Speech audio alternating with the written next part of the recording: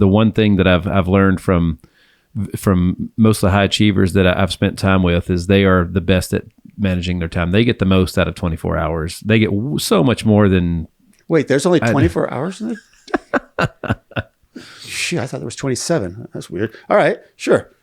Well, they do. You guys have just, again, and even my son at 15, he's been time blocking for 2 years. We call it his power list. Every night before he goes to bed, he's got to map all his critical tasks for the next day, put them on the thing. Like, again, we get the most out of your time. If hanging out is a part of your day tomorrow, well, how long? And let's make it intentional. You better hang out better than you could ever, the best you could hang out all at that time during the day. And then when you're doing other things, make sure that's your 100% your focus and you're dialed in and getting the most out of that as well. So you can be the best teammate for your baseball team. You can be the best, bandmate for your band. You can be the best student for your teacher, or you be the best friend for all the friends you got, and so on and so forth. It's just being really intentional with the time and whatever it is that you're doing. Because I know I used to get sucked into this sucker right here. Yeah. Scrolling, man. Yeah. And like, I saw a thing the other day that says if you spend like 3 or 4 hours a day on that sucker times however many days a year times however many years of your life, it's like, man, when you do the math, it's really startling. I'll tell you a couple things. So there's some studies on that. And so what I found out, it was controlling me. And I found out that I learned this again from Don Enright. I really only need a certain number of phone calls coming in, right? So I have 5 on there, 5 favorites. The rest of them go right to voicemail. Then what I do, which is really cool, when I'm in my good spot, I'll go through that and I'll call people back on my time. I'm not letting them impact my time, right? And that's what it's all about, is making sure you understand that and appreciate that value. Again, you're talking about what your son does, and that's amazing what he's doing. They call it executive functioning. But more importantly, it's accountability. He can look at that list, then tomorrow he can see it again. And did I do it? Yeah. As a culture, we're not holding ourselves accountable anymore. I keep telling him, I'm like, because sometimes he'll be like, yeah, I'm going to be in bed by 9:30. And he walks in there at 10 o'clock. I'm like, dude, like, if you continue to lie to yourself over and over and over again, there's going to be that point in life. Let's just say it's in 2 months from now, game's on the line, you're in the box, and you tell yourself, I've got this. Well, if you lied to yourself all day long, every day, how does your brain know to believe you in that moment? Yeah, it doesn't. So what you're doing is that lie is becoming your truth and your reality. And that's what people don't understand. What we put out there is how we perceive it. So you start telling yourself, hey, I'll give you an example. Growing up, you stutter when you talk. You're a terrible writer. You're not good at math. I heard that all the time. I found out that, I'm interested. I wrote 2 books that are selling really well. I found out I'm a natural when it comes to public speaking. I speak on stages with 10, 15, 20,000 people. Dynamic, man. I got to tell you. Yeah. I went and looked at some footage. It's dynamic. Yeah. And so why was I listening to that? Right? But going back to your son, he has to hold himself accountable. And for him, if I met him one day, I'd say, look, 9:30 is your target, but you've been hitting 10. Let's shoot for 9:45. Okay, let's try that for a while and see how it's working. Yeah. My daughter used to do that. Well, I'm going to bed at 9:30.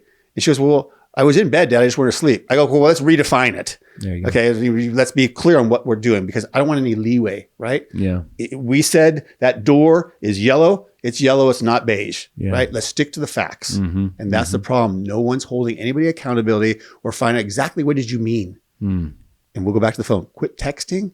Call people up. I leave people video messages. Yeah, I love that. And usually I'm topless, but that's just me. Well, I haven't got one of those yet, though. I'm still waiting for the piercing to get done. But that's just me.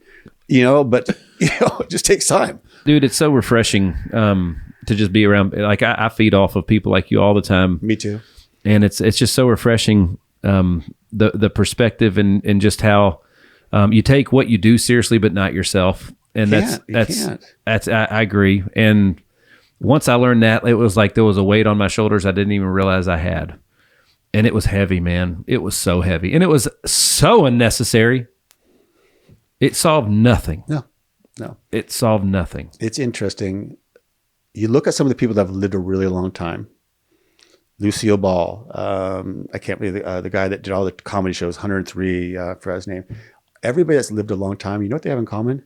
What's that? They're all freaking happy and sarcastic, and they laugh a lot. Yeah, that's right. They laugh at each other. I'm the craziest dude ever. I do stupid stuff. You know, I'm 60 years old. I act like I'm 20. Wait a minute. What? How old are you again? 60. Bro. Yeah. All right. Yeah. What? I got to know what your fountain of youth. Animal porn. It's amazing stuff. But I mean, sorry, we're on, sorry, whoops. Sorry, we're in Tennessee. I meant, I don't drink caffeine. No, I just, you know what it is? Honestly, I'm passionate about sleep. I really, really am passionate about sleep. I sleep, I laugh, and I keep myself hydrated. And I don't let the negativity get in you. I'm seriously, negativity will kick your ass. Yeah. People that are dying, they're dying because they're negative. Happy people that are broadcasting happiness and you're smiling. You see the old ladies out there, they're happy. You see the old men, they're happy. Just be happy. Yeah. It's free. Go outside, smile at somebody. You're going to change their life and it costs you nothing and it feels good. And I'm going to say one last story on this subject. I was at a health club a year ago and this woman walks out of the building because the health club's on the bottom floor. She's wearing this really colorful flowery dress. I said, wow, that's so springy. She looked at me like I just said she was a fashion model. She goes, oh, I just got it over here. It matches my earrings. Pretty cool.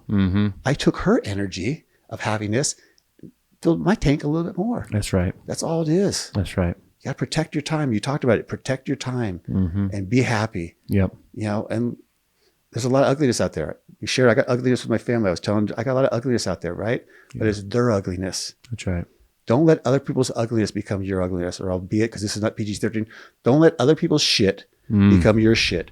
Don't even invite it in. Because as soon as that shit gets in there, it's a poison and it's going to sit there and infect your brain, and trying to get it out, you're screwed. My granddad used to say, if you sit in shit long enough, it stops smelling. Yeah. Yeah. My dad used to say something like this. You know what? You want to be crazy? Hang out with crazy people. And you won't even know you're crazy because you're hanging out with crazies. That's right. Going back to your say, if you're gonna have all these people on, are they doing it for you? What's are you getting something for it? What's the upset? I'd rather go hang out with talk about your family. I'd rather go hang out with family. I'd rather go hang out with my daughter. Could get killed tomorrow. That's right. I don't want regrets. That's right. That's exactly regrets kick your ass. That's right. So I'd take the time out, reevaluate what you're doing, what your master plan is, what your legacy in, and just do it. Dude, this is so cool, man, because I'm such a, when it comes to as a man of faith, like Alex, like we are in, like there's been some projects that I'm involved in that are bigger than anything I've ever done. There are multiple ones, and they're all like, most of them are a couple of years in and we're right at the finish line. It's the hardest at the very end, right? Of course. So, and like that's, it's almost like you were put, like this is one of the most last minute episodes we've put together. A lot of times this stuff's booked weeks, if not months in advance, so on and so forth. Dude, it was like you are literally put here. Like this is a God thing for me, man. I needed this. I'm such a different person after this conversation than I was before, because like, I'm not gonna lie, today was a heavy day. You know, it was a heavy day. So here's how my life is. It's pretty freaking amazing, right? Yes, I don't have words right now because I'm crying, but I'm just me. Yeah. And I called Justin and say, hey, by the way, I'm going to be in this area because he's been asking me to be on his show. And then I come up here. I don't say no anymore. If there's an opportunity, I'm sharing. And if I impacted your life, you know, look how easy it was. Pretty freaking awesome, right? So if I die tomorrow, man, I just shared with somebody, and on top of that, they were respectful, and it's kind of cool. Yeah. So now my journey, you now have part of my journey in you, which is really freaking spectacular. Agreed. Right? And that's what it's about. But you have to sit there and take the step forward. You were talking about fear. You can't live on fear. Just do what you want to do. Quit thinking about it. Everybody thinks way too much about stuff to do. Just be and make it happen.